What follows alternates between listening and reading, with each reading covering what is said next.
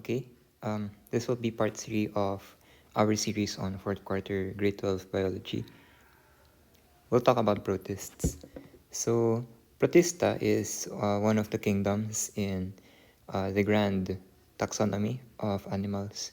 So, um, we do have several of them, particularly Plasmodium, Paramecium.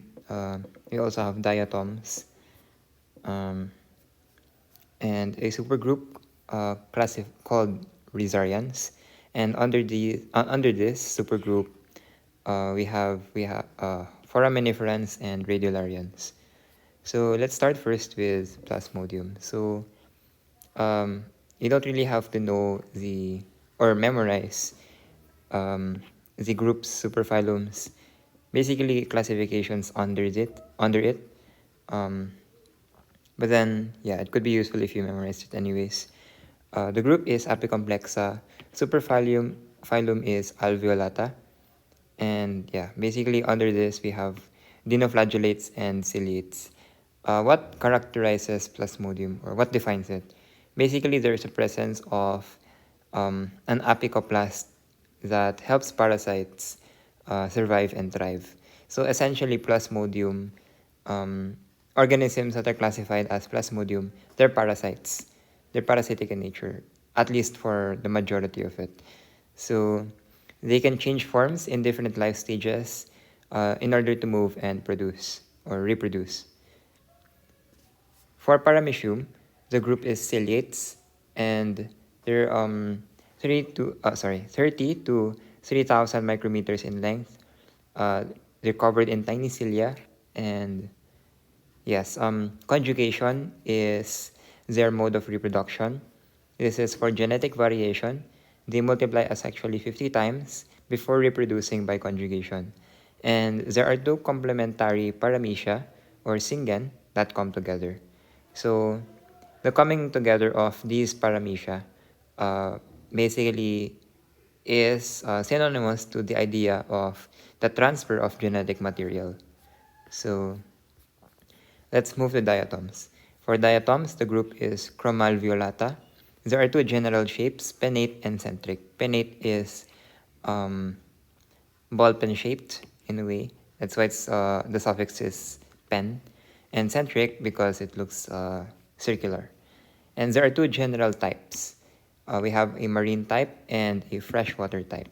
For the marine type, they survive in cold water and in environments that are low light. For freshwater types, they live in stagnant water or standing water, and they also thrive in shallow light. The diatom structure can withstand high pressure. That's one thing that is a hallmark characteristic of diatoms.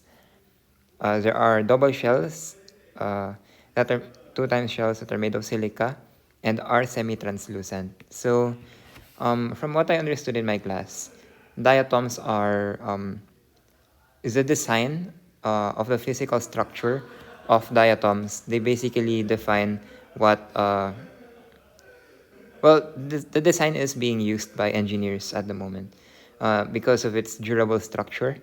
Um, Specific designs in the industrial sector are trying to follow uh, the design of diatoms. That's basically it. And they help reduce global warming. Diatoms use a lot of carbon dioxide in photosynthesis. And yes, aside from being a basis for industrial design, because of its durability property, diatoms are also useful in helping reduce the harmful effects of climate change in the sense that they consume, the moment they die, they take up a share of carbon dioxide from the atmosphere and they bring it all the way down to the bottom of the ocean. So um, diatoms are a lot. So um, in a large scale, carbon dioxide, a significant amount of carbon dioxide is removed from the atmosphere. It's brought down to the depths of oceans. So that's how they're useful for the environment. Their membranes are highly permeable to carbon dioxide. That's the science behind their ability to absorb the substance that's that contributes to global warming and causes an increase in diffusive exchange of CO2 between cell and external milieu. Okay, let's talk about Rhizarians. Rhizarians is a supergroup. So foraminiferans, basically the shells are made of calcium carbonate or CaCO3. The shell extensions are intended for stretching. The habitat, they basically live in the bottom of the ocean. That's freshwater. And essentially, what defines primarily from foraminiferans is that they make up ocean sediment or they make up the ocean floor. The shells are studied for were the shells of foraminiferans have been studied for the past sorry wrong wrong tense foraminiferan shells studied were studied for past ocean conditions. So yeah, by studying these, scientists were able to tell about the state of oceans eons back, I suppose. Maybe not eons, maybe centuries or yeah, eons. Um, in terms of the food chain, how are they useful in the food chain? They get eaten by marine animals, essentially. And yes, the feature of radiolarians is the same with foraminiferans in the sense that their shells have been were used as a basis for studying past ocean conditions. So what are radiolarians anyways? So basically their skeletons are made of silica. They are skeleton extensions and they live in oceans and warm surface waters. So what's their primary role? Their skeletons help circulate nutrients in the ocean. So yeah, and they also help regulate silica distribution in the ocean. In the food chain, how are they relevant? So basically, they get eaten by small creatures, particularly by zooplankton and small fish. So shifts in oceanic conditions is equivalent to changes in abundance. So yeah, somehow the population of radiolarians under the sea, in oceans, they they're crucial. Their population somehow dictates oceanic conditions. Okay. Uh, is this still protists? Okay, yeah. Endospore formation. So let's compare an endospore with an exospore. What's the difference between the two of them? So an endospore is present within a cell, and an exospore is present outside the cell. So endo within, exo outside. How does endospore formation help bacteria withstand harsh conditions? So bacteria in general, once the spore matures, it becomes resistant to environmental conditions. So only when the spore reaches maturity, there is a resistance that can enable a bacteria to uh, go to a state of dormancy until they can go back to normal, carry out their metabolic functions when the environmental conditions are appropriate. So, without endospore formation, bacteria will not be able to survive harsh conditions. So, yeah, that's basically the importance of endospore formation. Uh, the ability for bacteria to uh, become dormant in an unfavorable situation. Um, Basically, that's where endospore formation is very important. Outer proteinaceous coat. So basically, this part of the endospore. Um, sorry, I think these are parts of a bacteria, I suppose. The outer proteinaceous coat provides chemical and enzymatic resistance. For the cortex basically is a thick layer of peptidoglycan, and it's intended for dehydration, a resistance in high temperature. And sorry, for the germ cell wall, basically acts as a cell wall The inner membrane is a major permeability barrier against damaging chemicals, and the core exists in a very dehydrated state in order to maintain spore dormancy. So the core also houses the DNA. Okay. How does rapid reproduction and mutation give rise to high levels of genetic diversity in prokaryotes, particularly bacteria? I think they're the same, essentially. Prokaryotes are under bacteria. Basically, they increase genetic diversity through horizontal gene transfer mechanisms. So what are those three mechanisms? I think this was mentioned in the previous vid. We have transformation, transduction, and conjugation. So these three are mechanisms under horizontal gene transfer. They allow exchange in genetic materials among themselves. So, how about transformation? How do we define that? Basically, bacterium takes up a piece of DNA floating in its environment. For conjugation, DNA is transferred between bacteria through tube between cells. I think this has something to do with the sex pili. How about transduction? DNA is accidentally moved from one bacterium to another by a virus. So overall, these mechanisms intend to expand genetic variety. Okay, how many more do we have? Okay, perhaps we'll stop by the time we reach slide 14, page 14.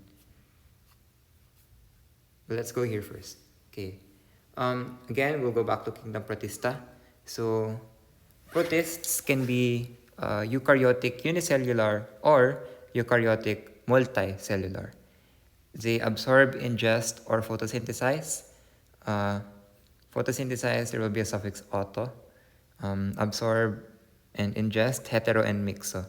Mixo is basically, I suppose, a combination of being auto and hetero. So, for unicellular protists, they carry out biological function in subcellular organelles, and there are contractile vacuoles involved. Of course, regarding their mode of reproduction, protists can reproduce sexually or asexually, depending on the kind of species specifically. So, what are specific protists under the kingdom Protista? We have excavates, chromalveolates, and archaeplastida, and rhizarians. Let's start first with excavates. So excavates, they have an excavated, like from the word excavate, excavated feeding groove from, I think this is double O, from one side of the cell body. They are monophyletic. I'm not sure what this means, but yeah, that's what defines excavates. We have diplomonads and parabasalids under excavates. They are both found in anaerobic environments, basically places where there's an absence or lack of oxygen in order to support life. So they lack plastids and they have a modded or modified mitochondria. Because again, not just for prokaryotes, protists, sorry, I'm not sure if protists also have a complete set of membrane-bound organelles, but definitely, particularly for excavates, they have a modded mitochondria. And they lack, oh yeah, so because they live in anaerobic environments, they don't have oxygen, so they don't perform ETC, or electron transport chain. That is the third part or chapter in the grand process of cellular respiration. And yes, their energy is sourced instead from glycolysis. So they're not auto, they are hetero. They get their sugar from the environment. So what's an example of excavates? Particularly for diplomonads, one example is Giardia intestinalis. I think this is parasitic. Parabasalids, an example is Trichonomas vaginalis. So from this word vaginalis, I think this is a disease, a protist that causes a disease in the vaginal area of the female. And mito is basically hydrogenosomes. Um, their mitochondria is called hydrogenosomes. They generate energy anaerobically, just like diplomonads. And we do have euglenids. So majority of the species are mixotrophs. Basically, they can be autotrophic and heterotrophic at the same time. And they engulf prey by phagocytosis for those that are heterotrophic. Aside from diplomonads and parabasalids, as well as euglenids, we have euglenozoans and kinetoplastids. For euglenozoans, they include predatory heterotrophs, photosynthetic autotrophs, and ultimately parasites.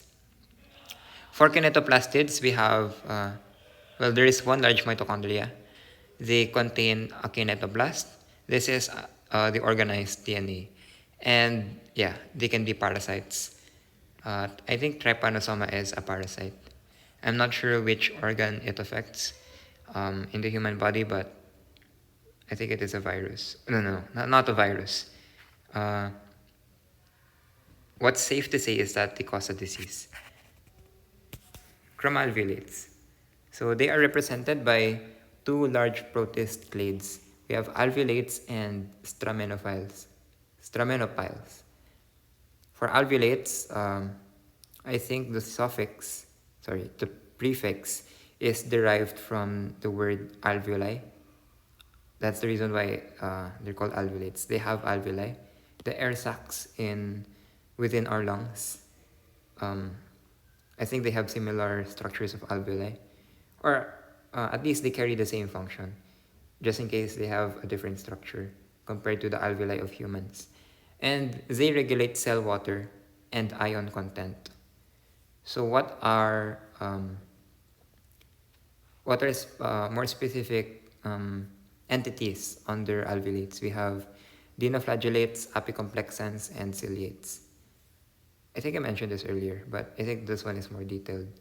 So dinoflagellates, one example is Carenia brevis. Apicomplexans, the apex, this is a key word for apicomplexans. The apex part of them can penetrate host cells and tissues. So they can be parasites. They spread through hosts as sporozoites and they become mesozoites. The mesozoites become gametocytes and the zygote forms and we have an oocyst that becomes sporozoites once again. I think this is the life cycle of apicomplexans. And yes, some require two or more hosts to complete the life cycle. One example of an apicomplexan is Plasmodium. How about ciliates? Ciliates use cilia to move and feed via phagocytosis. Not pinocytosis. Pino is drinking, phago is eating. They also remove waste and balance their water levels. So these three, actually four, are the roles of the macronucleus part of ciliates. So, yeah. Ciliates have one micronuclei and another single macronuclei at least. So they encounter genetic variation due to conjugation. So conjugation is a sexual type of reproduction, not asexual. So conjugation exchange haploid nuclei.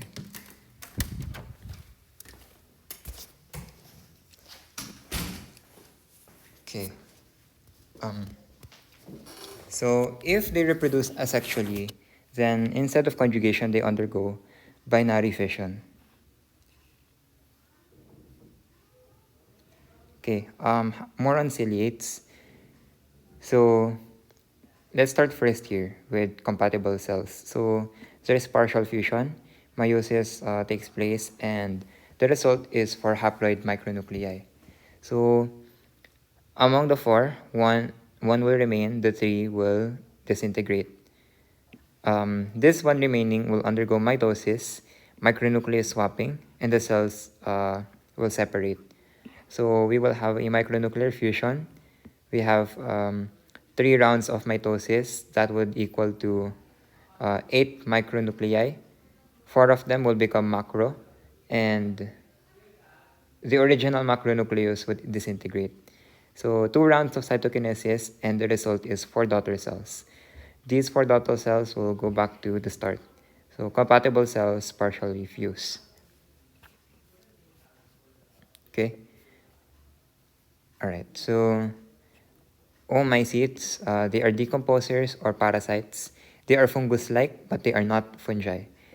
Their cell wall is made out of cellulose, not chitin. Chitin is the material that constitutes the cell wall of fungi. So all the more oomycetes are not fungi, because another reason why is that their cell wall is made out of cellulose, not chitin. And their filaments resemble hyphae. They're similar to fungi, but they're not.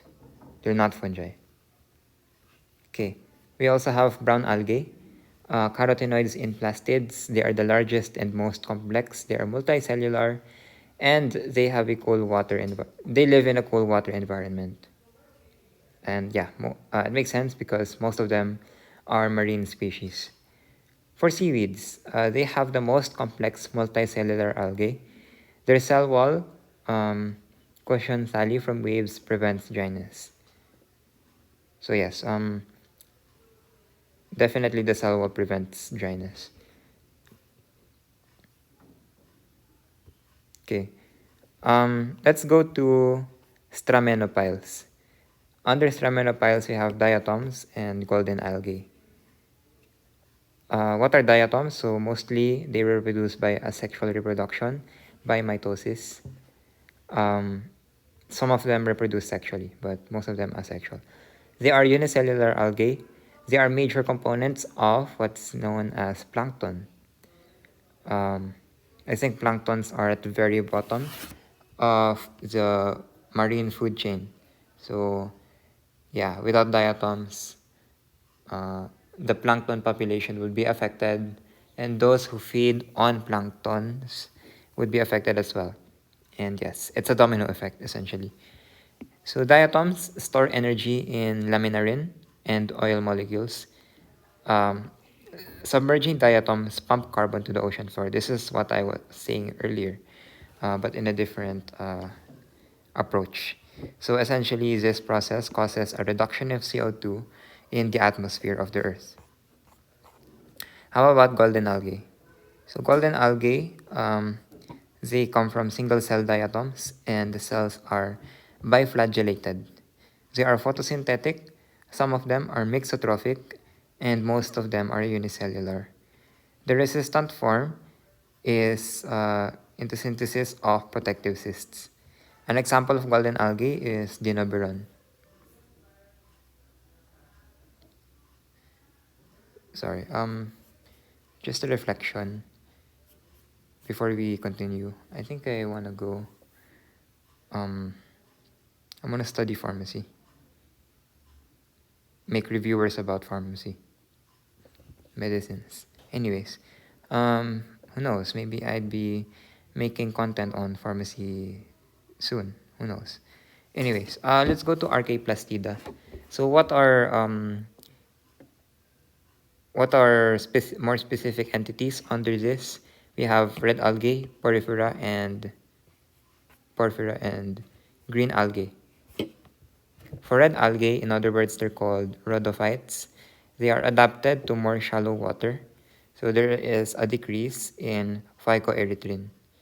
So what's phycoerythrin? I'm not sure if I placed the definition here, but I highlighted it anyways, so it must be of significant importance. Red algae is called, if the red algae is colored green-red, they live in shallow environments. They're bright red if they're in moderately deep environments. And red algae is black if they are situated in deep water. For Porphyra are the most abundant large algae. Their pigments allow the absorption of blue and green light. And yes, they're mostly multicellular and they are essentially filamentous. For green algae, we have two more specific entities under it. We have chlorophytes and charophytes. For chlorophytes, they mostly live in freshwater environments. Chlorophytes, evolutionary mechanisms. So there is a repeated division of nuclei. There is no cytoplasmic division. And yes, cell division plus differentiation, they both of them contribute to the formation of true multicellular bodies. Okay, and yes, I think this is a different topic. Let's stick with this first. Rhizarians, or in other words, amoeba, basically they move and feed by means of pseudopodia. Pseudo is fake, so yeah, fake podia. Forams, they are porous shells, foraminiferans in other words. They're porous shells called tests. They have porous shells. Um, they are organic matter plus calcium carbonate. They nourish from photosynthesis of symbiotic algae living in these tests or porous shells. They live in sand, rocks, water, and plankton. And yeah, they're unicellular. They compose of 90% of the fossils in the world. How about radiolarians? They are skeletons made of silica, microtubules, and engulf food from inside the cytoplasm. And yes, they undergo cytoplasmic streaming. Hang on. Okay, I think that's it. Next video would be about fungi. Thanks for watching.